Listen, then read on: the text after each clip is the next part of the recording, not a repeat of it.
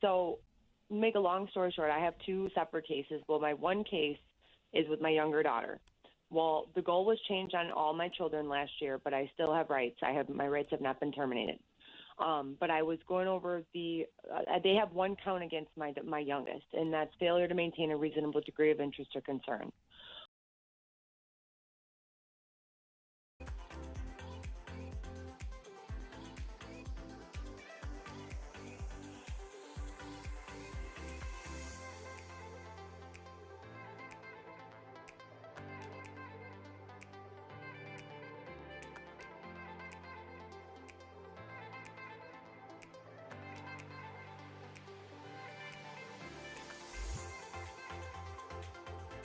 Vincent Davis is it, and this is The Secret, How to Fight Child Protective Services and Win. I'm on with my co-host, Cynthia Becker. Cynthia is the host of the reality series, CPS The Horror Stories. Cynthia, are you there? I'm here. Okay, we're having little technical difficulties this afternoon, so we're trying to clear those up. I'm having trouble connecting to the call screen, so I can't see that call screen. So I'm going to ask our engineer to help us out. Wayman, do we have our other guests? Not yet. Not yet? Okay, so let's go to the first call. Let's take a first call. Are we taking our first call, Wayman? Yes. Okay.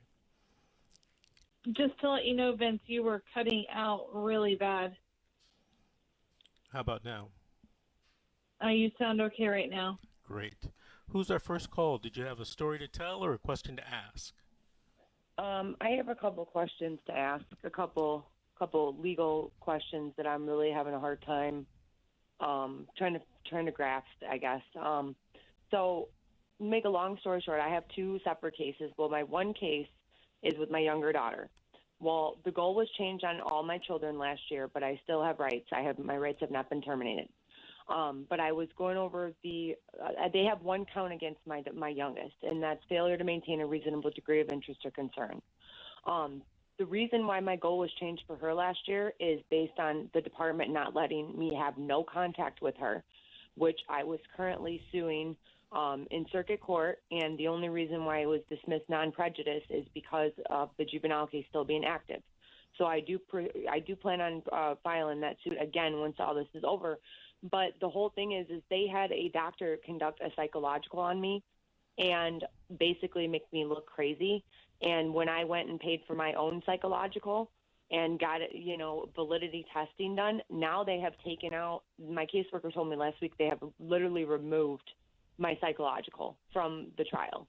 Like, the state's attorney took it out. So I'm just baffled on what I can do at this point, because I feel like they don't even have a case with my youngest daughter. If they took out the psychological and they have one count, which I can prove without a reasonable doubt is not correct, I have done everything to see that child. I had completed all services. There's no way that they can say that I lost a interest or concern on my child. When is your trial? Well, I'm right in the middle of a trial. I had a lawyer withdraw on me 2 days before trial. There is so much corruption going on in my case. It's sickening, and I have all of it to prove. I mean, the caseworker lied 7 times under oath, and I have that in black and white evidence. I just haven't been able to, start the, whatever it's called, impeachment or, of her testimony. Cross-examination. Yeah, because my lawyer quit. We were set for trial.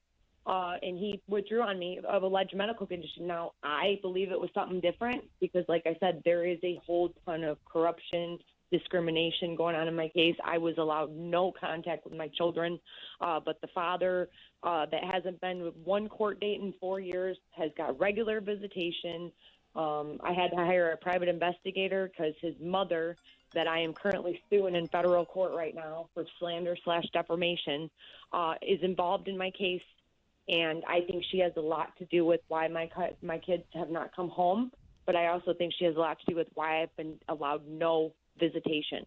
And I've done everything from file appeals to write the law administrative judge. Then I ended up filing suit on the director of DCFS for due process violation. And it got dismissed based on the juvenile case still being open, like I said. But I'm having a hard time finding a lawyer, and I'm having a hard time just understanding my rights. I know that I have massive lawsuits ahead. I've been told that many times, but that doesn't get my kids home. Mm-hmm. And, I don't know what to do. What state are you in? I'm in Illinois. Okay. Do you have a court-appointed attorney or a private attorney? I've had a private attorney. I will not use a public defender. Okay. And you say you have done your case or your trial, or you haven't? Well, I'm in the middle of it. So they had two witnesses. The state had the caseworker, which, like I said, lied under oath 7 times that I have in black and white evidence. And then they had a cop that couldn't keep his story straight either. So his testimony shouldn't be credible either, because he couldn't even keep the story straight and couldn't even keep his report, straight. Mm-hmm. But they continued to deny me visitation, and this is where my rights are. I know I have rights as a parent. I couldn't do anything for my older two because they kept saying behavioral issues. But my youngest is 2 years old. There is no behavioral issues. So when we went to court, the judge basically allowed them to say, oh, well, Your Honor, I'm sorry, we just can't get the child out of the house without upsetting the other two. So that's why we're going to continue to allow this mother no contact with her child. And my daughter is extremely damaged. My 2-year has a separation attachment disorder.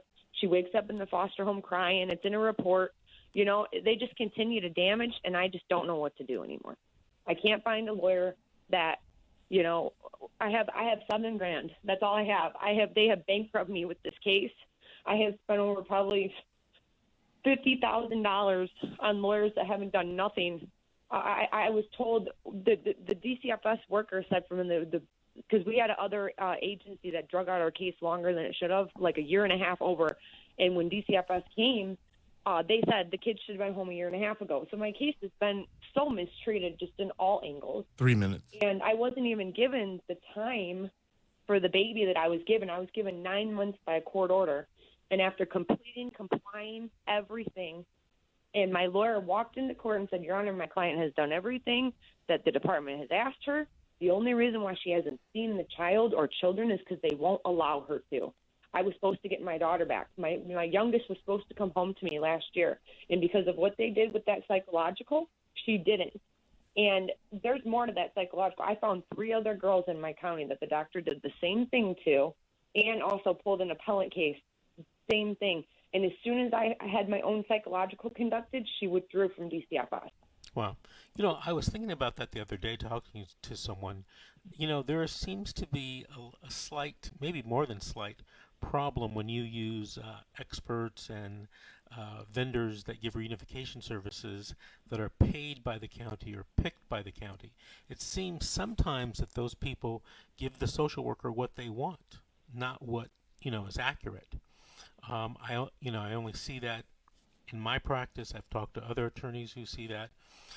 So when you can, I would suggest that you hire your own vendors to provide family maintenance or family reunification services in your case, and use those. But I'm sure that you've talked to your attorney about this, right? I just currently don't have a lawyer, but all my services are done. I've done all the services. Okay, but you said you're in the middle of a trial. Yeah, I'm in the middle of a TPR. They're trying to terminate my rights, but they don't. Yeah. You're way down in the case towards the end. Yes. Why don't you have an attorney to do the TPR? Well, he withdrew 2 days before we were set for trial. And that's what I mean. There's so much corruption going on. I think there was more to it, because what kind of judge is going to let an attorney withdraw based on a medical condition, but you don't have no explanation of what it is? And 2 minutes. Almost done. Literally two more months, and this would be over. So he couldn't have. And that's why I feel like something's wrong. And I don't know. I just feel like they keep pushing out, the case. We'll do this.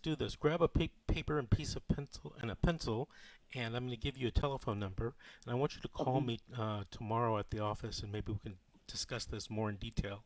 We're heading to our first break in the show. My office number is 888-6582. 888-888-6582, and maybe I can try to help you find a lawyer in your area that can take over or assist you in this matter. Look, I want to thank you for calling and thank you for listening, and call us back in 3 or 4 weeks and give us an update on what happened. Would you do that for me? Yes, I will, and I will call your office tomorrow. Thank you so much. Thank you very much. Okay, we're going to take our first break now. Wayman, we're ready. This is The Secret, How to Fight Child Protective Services and Win.